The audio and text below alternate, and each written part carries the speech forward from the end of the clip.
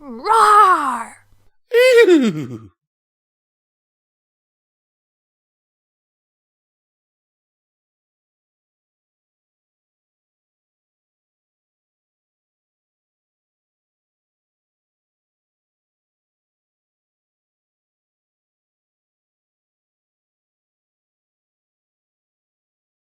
Sweet Pepper drunkenly rambles about daring do by Twinsez.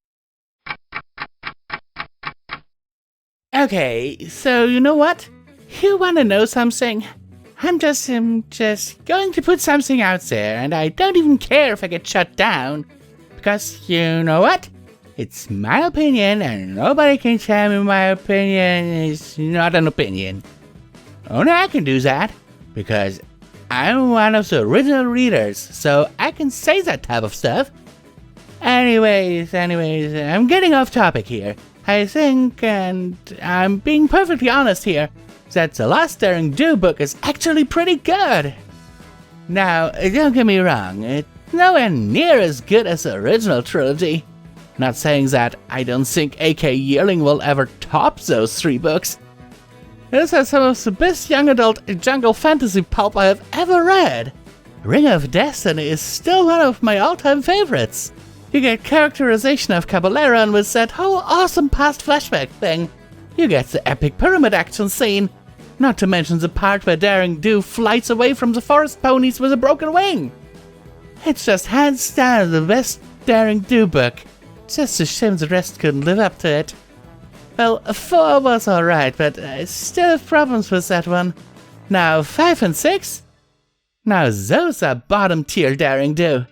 I remember when I was at the bookstore waiting for the pre-order version of Daring Do and the Many Faces of Evil. And when I got it, I was just so disappointed. I mean, from the very first chapter you get this stupid... look at me going off topic like this. I really have to learn to get to the point of my rants. I think that's why ponies avoid me. Anyway, I think I was saying something. I know I was saying something because that's why I stopped ranting about Ring of Destiny. But I forgot about what exactly it was. Aha! I was going to tell you about the 7th book, Daring Do and the Stairs to the Sky. So I know the book got mixed reviews among critics, and I've had several arguments with the Daring Do fan club about this one. But I personally remember thought that the book was actually pretty good. Now granted, anything would be better than book 6, but on its own, it's still pretty good. It's definitely a return to form for Yearling. Now, I know it's not perfect, and I do have some problems with it. Namely, the first third of the book are an absolute slog to get through. She spends way too much time in that town. There's nothing exciting there. It's just her talking to townspeople and stuff. She's supposed to find the wing necklace, but so many conversations are just about Daring Do's past, which is just randomly thrown in there, even though we barely had any hints about it in any of the previous books. Like, you can't just be like, oh, I want to give my character a backstory now, even though she doesn't need one. You see, Daring Do is a very interesting character. She doesn't need backstory and whatnot to be a compelling character. Because when you read Daring Do, you go into it expecting a fun adventure, and that's what made the original trilogy so special. Then it just got ridiculous, but that's besides the point. Daring Do's character delivered, and she really felt like this big hero, and she just worked so well with what the series was going for. So when we get this sudden backstory for her, it's just so detrimental to the actual books, you know? I read the books to get away from reality, not to get forced back into it. Sorry about that. Again, getting off track. Anyway, the book really picks up when she really actually gets to the Tower of Ascension. I won't go into detail about the puzzles, but just know they are easily some of the most complex of the whole franchise. And the way she solves them, oh Celestia, so fun and new. Anyways, Cloud City is where the strength of the novel lies. Oops, my bad. Anyways, the Cloud City is really one of the richest landscapes in all of Daring Do. Sure, many ponies criticized it for ripping off Cloudsdale, but I don't see that. I mean, you have to be honest with me here. Everything is so different. The technologies they have there, like metal boats that shoot lead arrows. I mean, come on, the comparison isn't even that close. The Sky Temple, while a tedious chapter and spectacularly, with a chase scene that I think rivals the one from Ring of Destiny. Not to mention Skydilly. Skydilly is just one of the best characters to ever be introduced in Daring Do. First off, she is just so cute. Those illustrations of her in the deluxe version, which you can only get via pre-order, which of course I have, are just so adorable. And she's such a good character in general. Her relationship with Daring Do after her parents are captured is so heartwarming. She basically represents us, you know, how Daring Do got us real-life fans out of terrible situations and how we follow her ever since. She's so innocent, yet with enough flaws that you can't help but fall in love with her character. And the fact that it hints we'll see more of Skydilly at the end I wish I could be in her position so bad. Flying with Daring Do, going on adventures with her, being absolutely adorable. And there's so much room for an expansion of her character. I've made sure to fill that gap with my fanfiction, Skydilly and the View from the Ground. It's basically a whole adventure about Skydilly finding herself here in Equestria and looking for Daring. Have you ever heard my theory about where Daring lives? I'll tell you later. Anyway, I've begun submitting new chapters through mail to the Daring Do fan club, and they've gotten really good feedback. And on the bad comments, I just refuse to read them so they don't ruin my day. I'm actually doing pretty good with my writing. Just last week, some pony gave me a rave review on Daring Do and Aristotel's Curse and told me how much it means to them.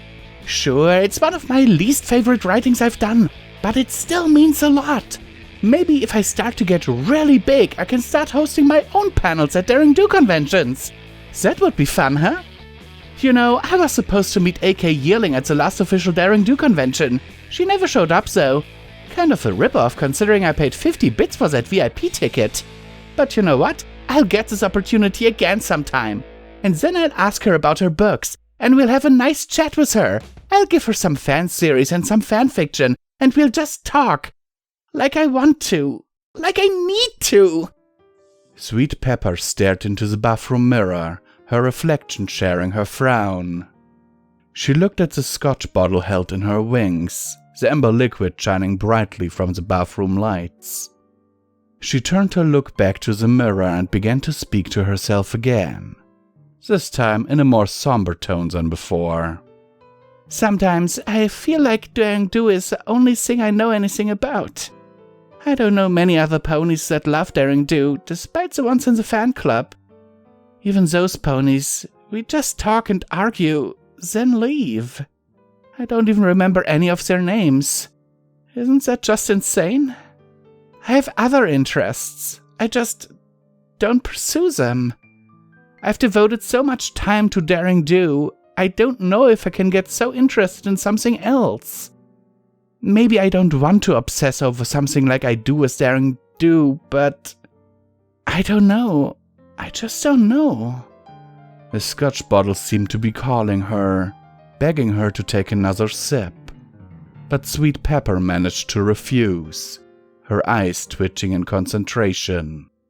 Daring Do is very special to me. When I originally came to Ponyville, I was broke. My parents hated me, and I had no friends. Those books at the library they helped me get through it. I at least owe Daring Do that much, right? Devotion to her makes sense. It's not that I don't love Daring Do, I do. But I just should start going after other things, I think. I hate this. These moments where I remember and reflect. Can't I just stick to ranting about young adult novels and not think about reality? Why do I need to drink this stuff to get like this? Because maybe then I wouldn't forget the next day. and just end up doing the same thing I do over and over again. I don't want to be Skydilly anymore. Sweet Pepper looked back at the bottle of scotch, and despite her good conscience, took another big swig. This was too much. She wiped her mouth clean of the foul liquid with a grimace. Taking a moment to let the drink settle in, she finally looked back at the mirror towards her now smiling face. You know, I've been enjoying the teasers of Book 8 that we're getting from the newsletter. They're really teasing their induced living place. Okay, once again, I'm not doing the whole energetic pony thing here at the end, because I simply don't have the energy. But I will remind you that you can support Visual Pony and Midnight Wolf 29 through the link in the description, or links in the description. We have a merch store, we have PayPal donation links. You can become a channel member and become exclusive access to live streams, gaming sessions, all that fun stuff, you know? And of course, early access to all of our stuff. And now let's get into the meat of this story, because I think that is what you're really listening this long for. And by the way, I thank you for doing so, because it is a long process to actually think about these stories and give my impression of them. Not only that, but it is these moments where you guys actually see the real me. Because these end parts here, except of me, you know, cutting out my breathing or anything, whatever I say, it just stays in here. So what do I think about this? I think it's really fucking relatable, because when I came to MLP, I was in a bad place. I was in a real bad place. I mean, you can look up my Q&A videos from back in the day when I did milestone videos. And there were stories, how did you become a brony and stuff, and there I laid it all out. But let it just be said that I was in a really dark place. And MLP really helped me. And over the years, however, I also have asked myself, is it worth it? Should I continue this? Because let's face it, especially after the YouTube adpocalypse and some stuff that happened between people, I will not name anything or anyone, but the people I know will know what I mean. Or people I mean.